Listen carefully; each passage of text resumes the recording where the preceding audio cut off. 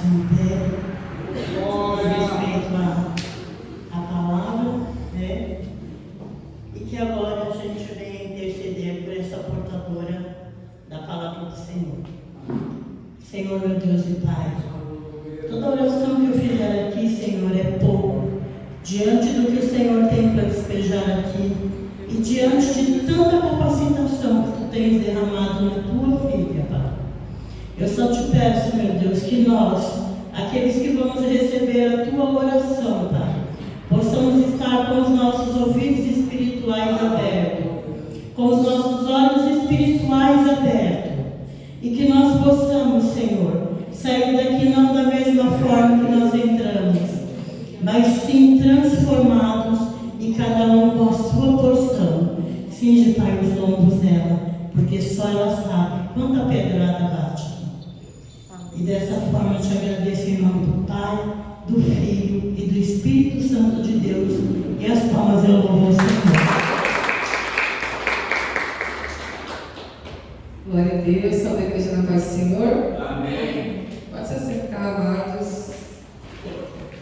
Abra sua Bíblia em Marcos, Evangelho de Jesus segundo Marcos, capítulo 4, a partir do verso 21. Louvado seja Deus, né? O Senhor vai balançar a figueira. Deus é bom, igreja. Temos que nos apegar a Ele. Amém? Marcos, como diz o pastor Enéas, é o Novo Testamento, crente. Você quando vai, você não vai achar. Amém? Todos acharam? Marcos 4, 21, a parábola da candeia. Vou estar lendo. Disse-lhes: vem porventura a candeia para ser posta debaixo do cesto ou debaixo da cama? Não vem, antes para se colocar no velador, porque nada é encoberto que não haja de ser manifesto, e nada se faz para ficar oculto, mas para ser descoberto. Se alguém tem ouvidos para ouvir, que ouça.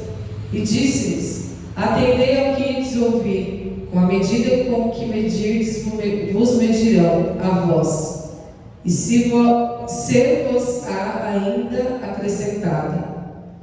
Porque ao que tem se lhe há dado, e ao que não tem, até o que tem lhe será tirado. Amém? Louvado seja Deus.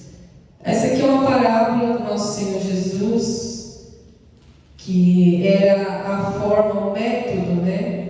A metodologia pela qual Jesus trazia os ensinamentos aos discípulos, aos seus seguidores, aqueles que buscavam a sabedoria em Cristo.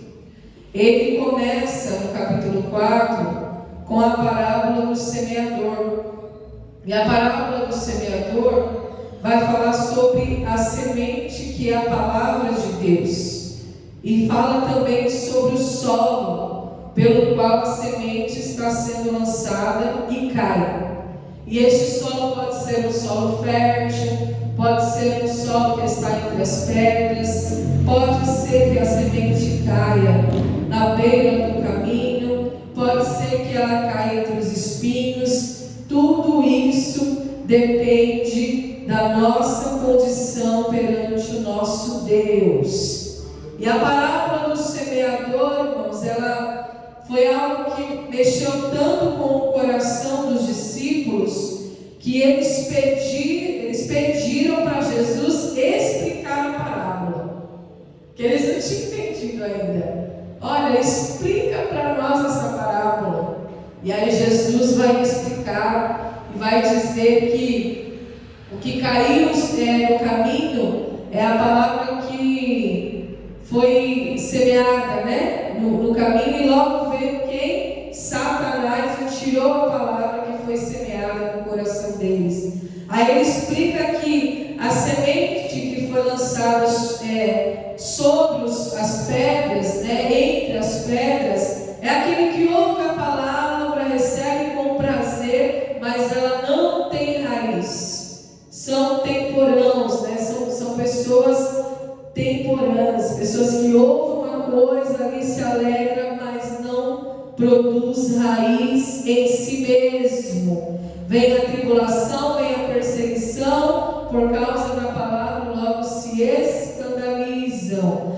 A palavra que é semeada entre os espinhos é aquela que é semeada na pessoa que ouve a palavra, mas os cuidados deste mundo, os enganos, as riquezas, as ambições do mundo sufocam a palavra e ela fica infrutífera. Somente a palavra que cai em boa terra, essa dá fruto, e aqueles que a recebem dão fruto, um a 30, outro a 60 e outro a 100 por um. Quando Jesus termina de explicar a parábola do semeador, ele entra com a parábola da candeia. E o que é candeia, igreja? Candeia é uma lamparina, é uma lâmpada muito usada naquele tempo, porque Jesus gostava de trazer o exemplo do cotidiano para falar acerca do reino de Deus, porque ele trazia aquele exemplo corriqueiro do cotidiano para que as pessoas pudessem compreender a mensagem do que, igreja? Do Evangelho. E quando ele fala da parábola da candeia, que é a lâmpada, que é a lamparina, ele vai dizer assim: eu já semeei a palavra no teu coração. E o que o salmista diz? Lâmpada para os meus pés é a tua palavra e luz para o meu caminho. Ou seja, se a palavra já foi semeada no teu coração, essa lâmpada, essa candeia precisa estar exposta para que você enxergue o caminho da verdade. A palavra ilumina o teu caminho. Lâmpada para os meus pés é a tua palavra. Imagina você andando no escuro em trevas, porque o mundo é isso, igreja. O mundo é trevas, é escuridão, é perdição. A Bíblia diz algo que eu acho muito profundo, que ele fala assim: a luz veio para os homens, mas os homens amaram mais as trevas do que a luz. E por que o homem não se aproxima da luz? A luz aqui é a palavra. Porque quando eu me aproximo da luz, as minhas obras são reprovadas. Então, a Bíblia diz: amaram mais as trevas, para que as suas obras, que obras são essas? A obra da carne. A obra da carne, irmão, que entra em conflito com o fruto do Espírito. Mas eu não frutifico se eu não tiver luz. A semente precisa de luz, ela precisa de profundidade para germinar, mas quando ela germina, ela necessita da luz, e com a luz ela dá fruto. A luz veio aos homens, mas os homens não quiseram a luz. Por quê? Porque amaram. Não é que simpatizou com as trevas, não é que eu vou experimentar, não. A Bíblia diz algo muito forte: amaram mais as trevas do que a luz, e não se aproxima da luz para que as suas obras não sejam reprovadas. Mas Jesus está dizendo aqui, irmãos, existe uma lâmpada na tua vida, existe uma luz na tua vida.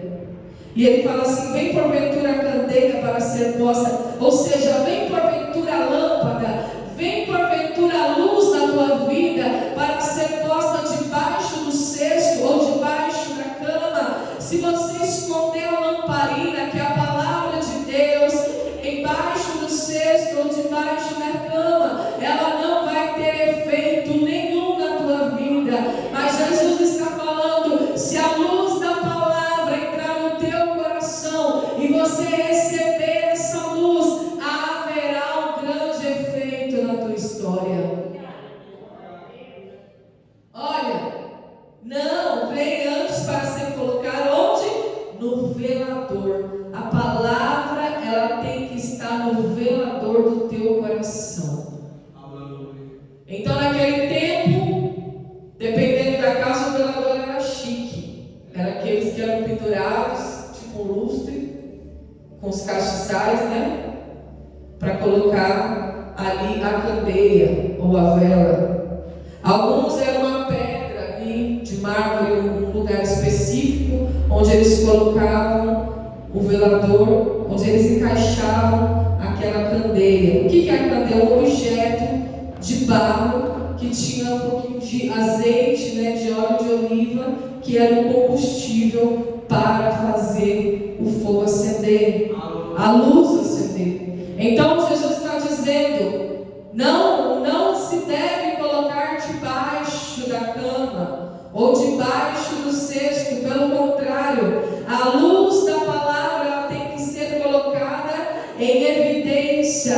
Você precisa ser confrontado pela palavra de Deus. Você precisa receber a palavra de Deus e se deixar ser confrontado por ela, porque nada há encoberto que não haja de ser manifesto, porque a Bíblia diz que a luz tudo revela. Aleluia. E é tão bom, irmãos, é tão maravilhoso quando a luz da palavra penetra no nosso coração e revela aquilo que está encoberto, aquilo que está escondido. A palavra manifesta no nosso ser, e aquilo que está oculto, que está escondido, passa a ser descoberto. E o que acontece? Quando a luz ela penetra no nosso ser e revela, ela abre o nosso entendimento. Aleluia.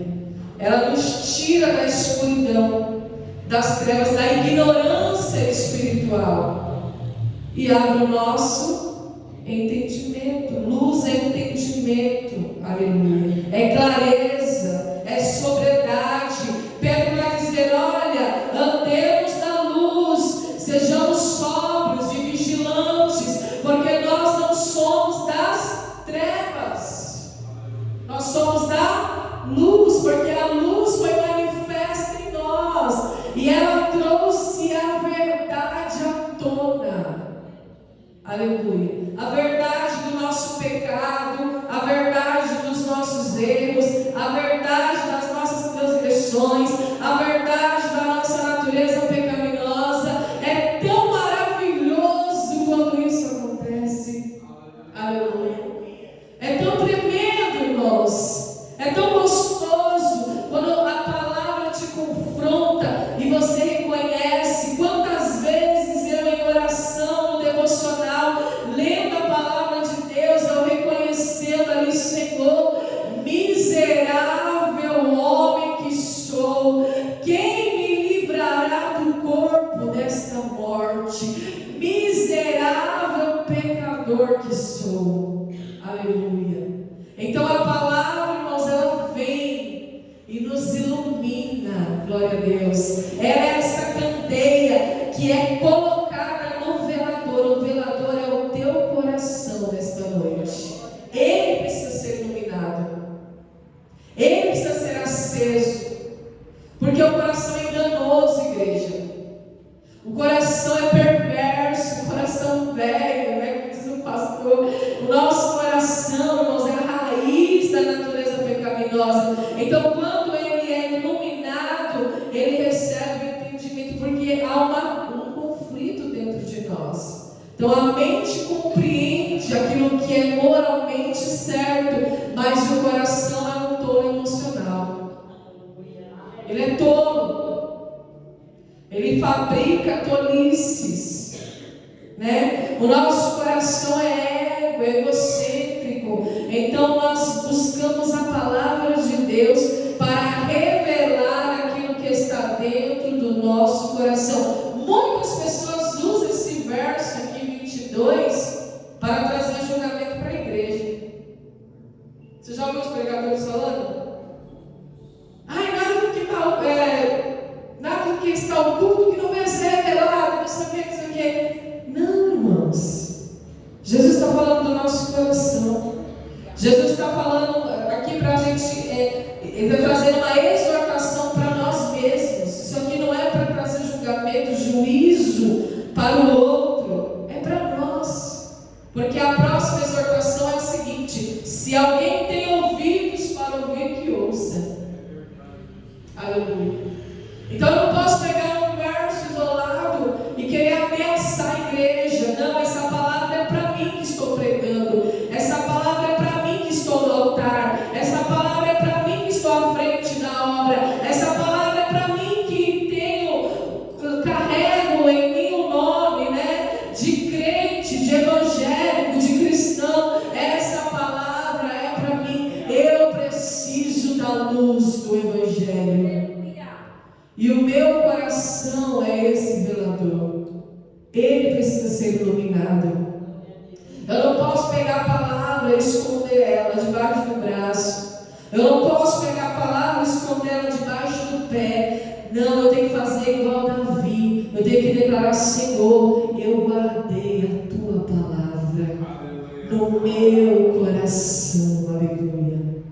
Eu escondi a tua palavra no meu coração para não pecar contra ti. Aleluia. Porque o que é o pecado, irmãos? Pecado é separação de Deus. Pecado é maligníssimo. Pecado te leva às trevas, te leva a uma condição de derrota, de transgressão, de retrocesso. O pecado, irmãos, ele também privilegia o teu adversário. O pecado é morte espiritual, mas Deus nos deu a sua palavra, e a sua palavra é a verdade. Aleluia. Santificai-vos na palavra, a tua palavra é a verdade. E o que a Bíblia diz? Conhecereis a verdade, e a verdade vos libertará. Quando Jesus está falando dessa parábola, Ele está dizendo o seguinte: se alguém tem ouvidos para ouvir, que ouça. A fé vem por ouvir a palavra de Deus. Não é escutar, é ouvir. Existe uma grande diferença entre aquilo que eu escuto e aquilo que eu ouço. O filho geralmente só escuta, mas ele não ouve a mãe. Pedro, para com isso. Ele está escutando, mas ele não está me ouvindo, né? Sara, vigia. Esther, para. Ela me escuta, mas ela não me ouve, porque ela não deu atenção. Aquele que tem ouvidos, ouça. Aquele que tem ouvidos para ouvir, que ouça. E disse-lhes: atendei ao que ides ouvir. O filho, quando ele escuta, ele atende. Quando ele ouve, ele atende. Mas quando ele só escuta, ele despreza. Ele está até escutando, mas ele não vai dar atenção. Ele não vai atender aquilo que ele está escutando. Por isso que a Bíblia diz que nós temos que ouvir. E ouvir é aquilo que vai entronizar, é aquilo que vai descer para a tua alma, para o teu coração. Você vai dar atenção, você vai dar plena atenção. Você não vai só escutar pensando em Deus 10 mil coisas. Você vai ouvir e vai atender aquilo que está ouvindo. Por quê? Na mesma medida, olha isso aqui, com a mesma medida que você medir a palavra, medirão a voz. Com a mesma medida que você ouvir a palavra, que você medir a palavra, você será medido. Então, que intensidade de luz Deus tem? Será que Ele brilha mais que o sol? Sim, com certeza. Porque Ele fez o sol, Ele é maior que o sol. Então, quando fala de medida, está falando de intensidade. Quando o rapaz da Enel vai lá no seu relógio, ele vai medir a luz. É ou não é? E pelo número que está lá no seu relógio, ele sabe o quanto de luz você consumiu. O os quilowatts, não, quilowatts não, gente, misericórdia. É quilowatts? É quilo? Meu Deus! Bom, eu voltei nessa aula aí de física. Irmãos, a medida da intensidade que você absorve é por ela que você vai ser medido. Isso aqui não é julgamento. Não é assim, olha, cuidado, hein? À medida que você medir, você vai ser medido. À medida que você medir a palavra, não é o teu irmão, não. Não é à medida que você mede o próximo, os erros do próximo, o pecado do próximo, ali, irmãos, a fraqueza do próximo, não tem nada a ver. Deus, Jesus está falando da palavra e apenas da palavra. Aleluia. Então, com a mesma medida, com que você medir a palavra, a intensidade, essa luz, medirão a voz. E será ainda acrescentada. Ou seja, quanto mais você absorve na palavra, quanto mais intensidade de luz você absorve, essa sua medida aumenta. Então a pessoa vai te medir de acordo com essa intensidade de luz que você absorveu e liberou. E o Senhor tem ainda mais a te acrescentar. Olha, porque aquele que tem luz será dado, e ao que não tem, até o que tem será tirado. Porque Deus está nos dando oportunidade, igreja. Oportunidade. Então, se você já tem uma medida de luz, Ele vai te dar mais, Ele vai te acrescentar mais. Porque a palavra é isso, igreja. A palavra, ela é uma fonte inesgotável de sabedoria, de instrução, de direção. Então você vai recebendo essa palavra. E essa palavra, ela está onde? No velador. O velador é o que? É o teu coração. Você não pode esconder a palavra. Você não pode ouvir a palavra e falar, isso aqui eu não quero não. Vou colocar aqui para o lado. Deixa aí no canto aí. Não, você tem que trazer ela à tona. Coloca a palavra na frente da tua vida, assim, ó, da tua história. Fala, Senhor, me mostra aqui, ó, onde eu estou errando, onde eu preciso melhorar, onde eu preciso acertar, onde eu preciso mudar, onde eu preciso, aleluia, te agradar mais. Confronta o teu eu, aleluia. E aí você vai absorver mais intensidade de luz, porque a Bíblia Sagrada é uma luz, igreja. Ela vai abrir a tua direção e ela vai penetrar na divisão da alma e do espírito. Ela vai penetrar profundamente dentro de você e ela vai trazer aquilo que está oculto. Porque o nosso inimigo é invisível. O nosso coração é enganoso. A Bíblia fala, quem o conhecerá? Nem nós conhecemos o nosso coração, nem nós sabemos o que podemos maquinar de maldade. Quando você olha para a história de Hitler, quem foi Hitler? Nazista, aquele que promoveu aquela chacina, né? Maior chacina contra os judeus, um homem cheio de malignidade, de maquinações malignas, mas ele já foi um bebê, igreja. Ele já foi um bebê recém-nascido, um bebê de 6 meses inofensivo, que mamava no peito, que chorava quando tinha fome, que dependia dos seus pais para sobreviver. Como que ele se tornou aquele monstro? Como? Né? Que mente maligna! Ele queria dominar o mundo. Ele foi atrás da Arca da Aliança. Ele queria saber onde estava a arca, porque ele tinha uma convicção da mente dele. Eu estava vendo um documentário sobre isso. Foi até o irmão Tiago que me mandou. Eu fiquei impactada que ele procurou a arca, porque ele falava assim: se eu encontrar, eu vou ser o homem mais poderoso do mundo, do universo. Nem ele sabia o que o coração dele poderia maquinar, porque coração é fonte. É por isso que a Bíblia fala, irmãos, de tudo que se deve guardar, guarda o teu coração, porque dele procede as fontes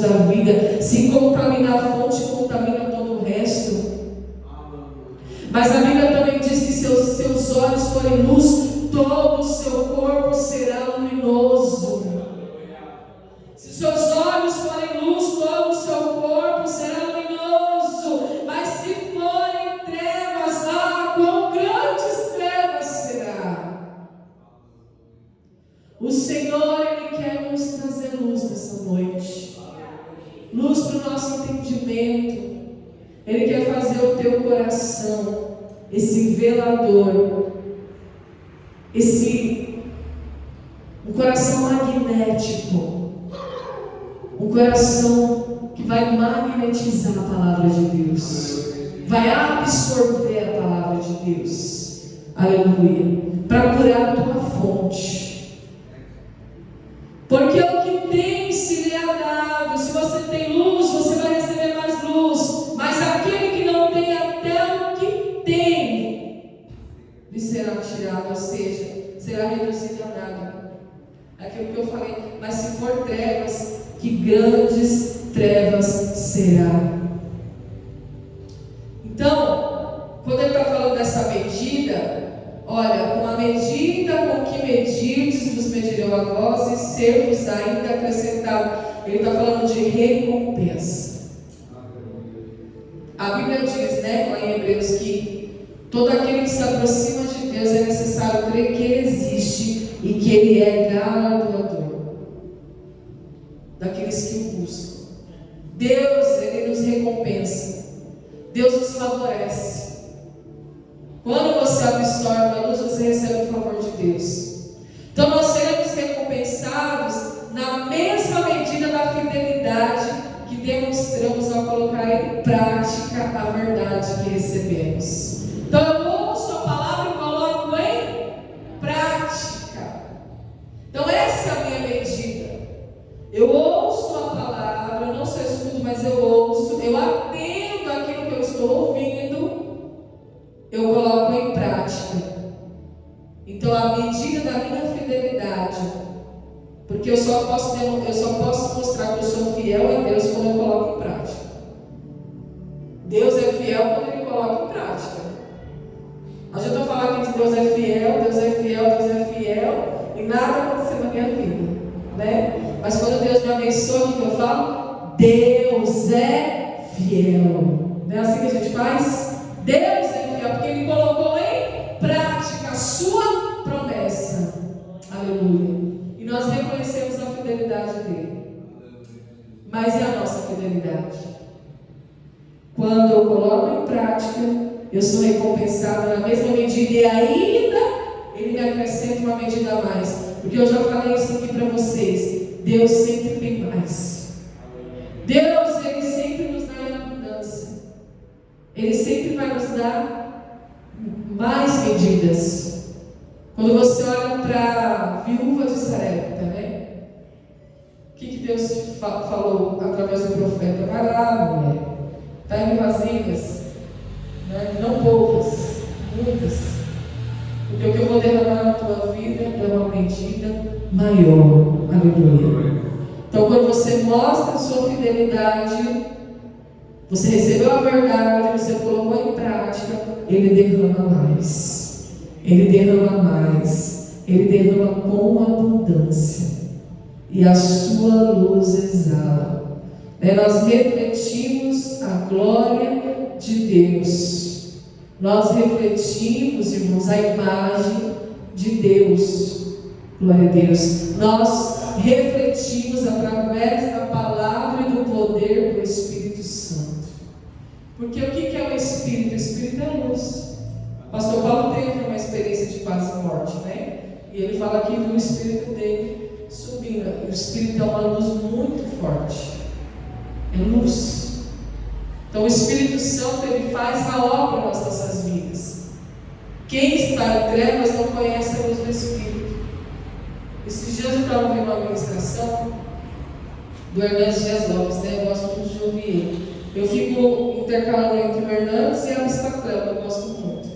Porque os dois, para mim, são a Cléo Zafá e o Hernandes Dias Lopes, que para mim são os melhores de ensinamento. Então, quem gosta de dar ensino, gosta de ouvir o professor, né? E aí ele estava falando, ele estava pregando sobre o credo. Sabe o credo lá da Igreja Católica? Crê em Deus Pai, crê em Deus Filho, crê no Espírito Santo. Aí ele fala, crê em Deus Pai, que criou os céus e a terra, isso, né? Aí vai falar, crê em Deus Filho, que padeceu, né? Sobre o Pôncio Pilatos, aquela a gente decorava ali. Aí o Espírito Santo, ele não dá ênfase nenhuma. Ele só fala assim, ó, creio no Espírito Santo, ponto final. Pode reparar que creio assim, é só assim, né? Ele não dá ênfase no Espírito Santo. Por quê?